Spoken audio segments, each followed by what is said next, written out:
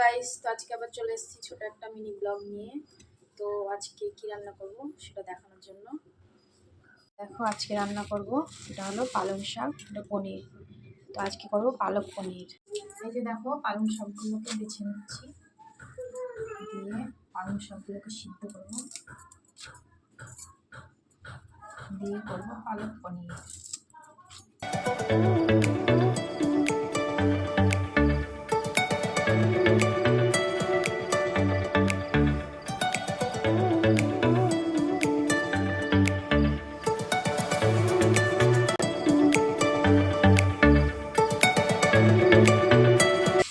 বর্ষার পালং, ওই কারণে মানে কাদা মাটি হয়ে যাচ্ছে এখানে। এই যে দেখো পালং শাকগুলোকে আমি সিদ্ধ রেখেছি, এটা সিদ্ধ করব, তারপরে করব পালক পনির।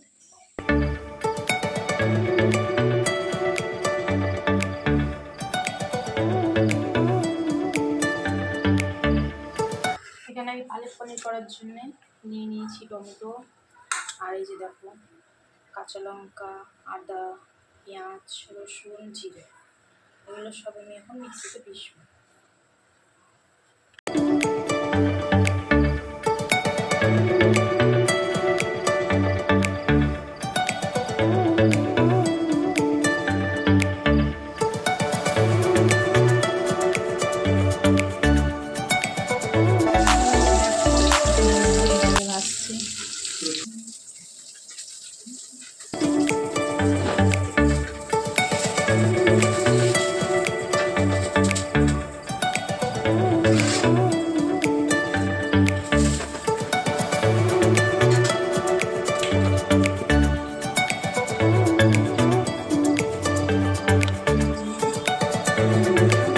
তেজপাতা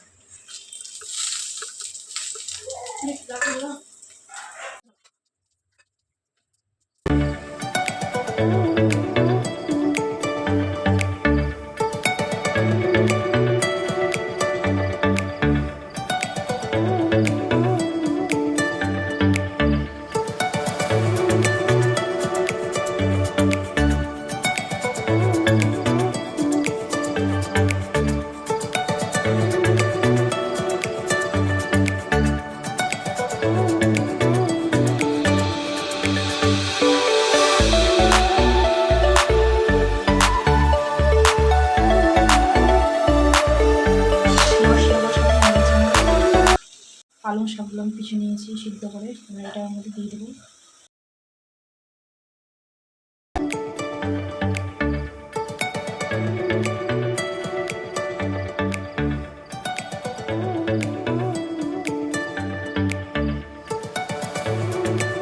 এইদিকে করছি আলু পেঁয়াজ ভাজা। মশলাটা হয়ে গেছে কষানো, এবার আমি পালকগুলো দিয়ে দেবো, পিছনে রাখা পালংগুলো।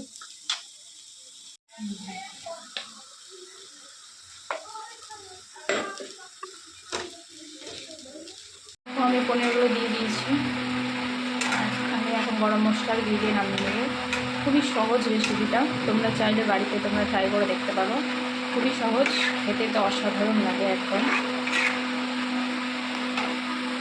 দেখো এটা হয়ে এসছে, এবার আমি গরম মশলা ঘি দিয়ে নামিয়ে নেব।